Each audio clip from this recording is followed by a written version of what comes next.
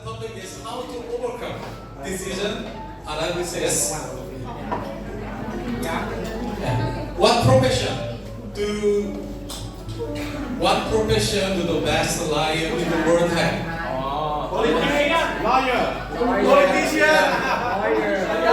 And my answer is politician. They always say they will sacrifice for people, but it seems they only walk to fulfill their own desire. One politician once said this: I have lived by fairness and common sense so far, and I will continue to do so in the future. This is what current president of Korea said, but it's all lies. A person's current life perspective, philosophy, and the character have nothing to do with what they are saying now. Whether someone is seen as fair and reasonable depends on whether they chose fairness and reason at crucial moment or lived against them out of personal greed. We truly come to know a person by looking what path of their life choices, moment by moment. You are probably a college student, high school student, or an employee right now. Your current situation is determined by the choices you made in the past.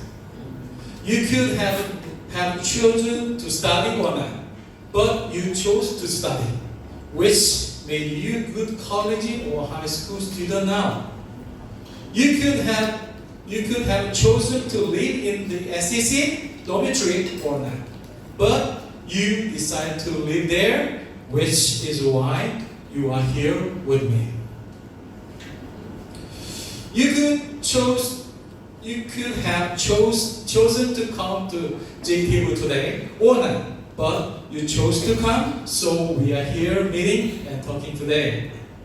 Life is often compared to the life path, because in life we stand at crossroad where we must choose a path, whether it's a small choice or a significant one. Is choosing a path in life easy or difficult for you? Easy or difficult? Difficult, yeah. For someone it's difficult, for someone it's not too difficult. I think it's difficult because life is so complicated that it's hard to know which way to go. Or, on the other hand, those who find it easy may think so because they see life as a simple and clear.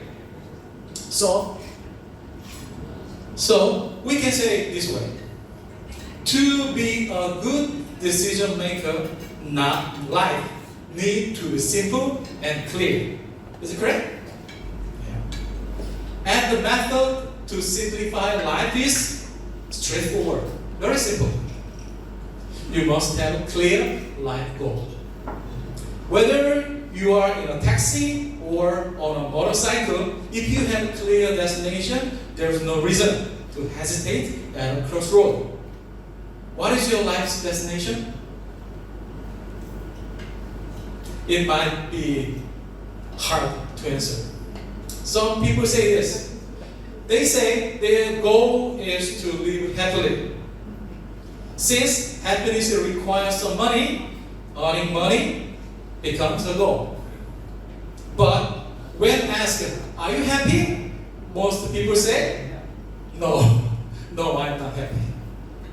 Then, if most people are asked, what do you think happiness is? They usually respond with, I don't really know. Additionally, when asked, have you ever seriously asked yourself about the definition of happiness? Surprisingly, many people respond that they have never seriously asked themselves that question. Is it possible to live a happy life without a clear definition of what happiness is? Some say happiness is having a peaceful mind. Do you think that's correct? I think that's incorrect. Because world is full of unrest. If you seek peace of mind, you should do nothing. But doing nothing in the world won't make you happy. Today, I study and work to earn money, but if I can explain myself why I am studying and working, I can't be happy. You will only have moment of peace and discomfort, but you will never get close to true happiness. Then you might ask me this question. James, I understand what you are saying, but how do I find that destination? James, this is a very important question. I am going to talk about it now, so please listen carefully. We have lived our life by focusing on acquiring specific knowledge. Is it correct? Until high school, we studied specific knowledge across various subjects, and in university, we delve deeper into narrow field of study. If we delve deeper into specific subject, we will refine the path to determine our life's destination and make wise choice. What is the opposite of specific? There is a word abstract. When thinking about a word abstract, it might seem related to a broader perspective and lack of specific depth. To determine life's destination and make wise decision is specific knowledge or abstract knowledge more useful.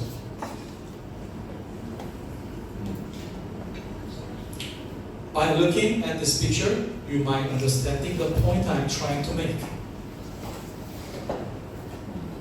In the front of a specific reality of a maze, no matter how much you ponder, you cannot find a way. However, a person with a vantage point high enough to look down on the maze can find a way, even if the reality of the maze seems to somewhat abstract. So in conclusion, I would like to suggest that you pursue abstract knowledge. The conclusion I just made may be confusing because it sounds big and abstract. Let me think this way. There are many ancient relics. Are ancient relics specific or abstract? Abstract. They are clearly tangible and specific. Where are the most ancient relics found? It might be Mesopotamia, the cradle of human civilization, present-day Iraq, or maybe Egypt. There is a field of study that examines ancient relics called archaeology. Which country has the most advanced archaeology? It's not Iraq, which is rich in ancient relics, nor Egypt. What country is it? Yeah, yes, United Kingdom. The UK may not have specific relics, but it has abstract power to interpret and discover the value of those ancient relics. Which power is stronger? There is a mechanical engineering and there is a physics and mathematics.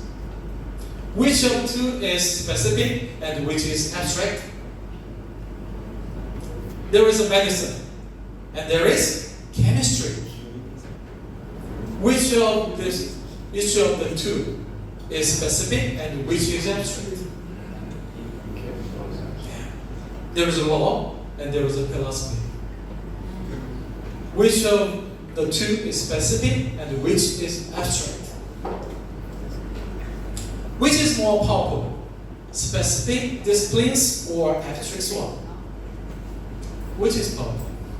The answer may vary depending on your field of study. However, what is clear is that specific cannot explain abstraction. Mechanical engineering cannot explain physics and mathematics. Medicine cannot explain chemistry, and the law cannot explain philosophy. However, abstraction can explain specifics. Physics and mathematics can explain mechanical engineering. Chemistry can explain medicine, and philosophy can explain law. There is someone majoring in mechanical engineering named Wu. Where's Wu? He is so engrossed in mechanical engineering that he thinks all other disciplines besides mechanical engineering are worthless. So he tells his junior in the same major, you don't need to study math and physics. Just focus on mechanical engineering. So, is that senior wise or very foolish? Or wise? Or wise senior who say, math and physics are important for understanding mechanical engineering. So, you should build a strong foundation in them. In the same context, to develop the ability to view specific life from a broad perspective, we must push abstract things to elevate our viewpoint. If you think specific are everything, and if you think specifics are everything and fixated on them, you may end up living without knowing the meaning of life, without understanding what happiness is, doing many things without being able to explain them, struggling with decisions, and feeling lost when something slightly bothers you. To elevate our perspective, we must meet with those who have higher viewpoint. And we need to listen to their abstract teaching. Of course, not all abstract teaching are correct, so we must encounter variety of teachings and continue to ask abstract questions and answer them ourselves to find our own life's path. How can we encounter those teachings? If we become absorbed only in specific teachings of life, even when reading books or watching video on SNS about things like stock investment, cryptocurrency, or financial strategy, things that are very specific and stimulating, we won't be able to encounter those teachings of our viewpoint. Our viewpoint will never be elevated. We need to meet wise senior in life, talk with them, and be influenced by them. These encounters could be direct through SNS or through reading classical literature, or coming to JT Wolf might be helpful, I believe. My advice on finding our life's path might not be specific and could be disappointing, but no one can find your life path for you. You must think of finding your life path as your life's most critical challenge and continue to ask abstract questions and answer them yourself. If you have a strong desire to find your own path in life, the answer to that question will come to you because the answer exists.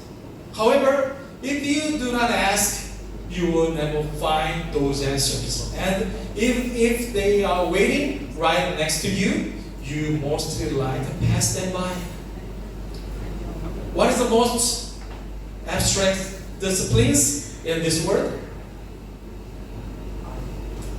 Yes, it's philosophy.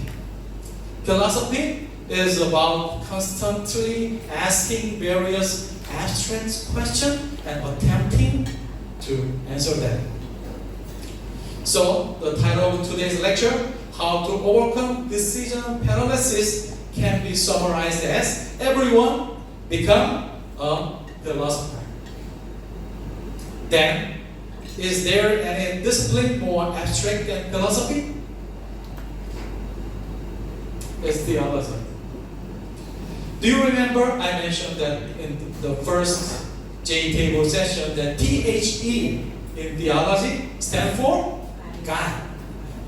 How about becoming theologian instead of philosopher? Becoming a theologian means asking abstract life question, not to yourself, but to God. Some may ask, how can we believe in God that cannot be explained by our science and reason? God is most abstract. So it is normal that He cannot be fully explained. If God could be explained by specific of science and reason, then it wouldn't be God. The God I believe in, as you all know, is Triune God of Christianity. I would like to conclude today's lecture by sharing His word with you. It's Genesis chapter 1, verse 1. In the beginning, God created the heavens and the earth. This verse is the gateway into the path of theologian, and I hope you enter through it. Thank you very much. See you next week.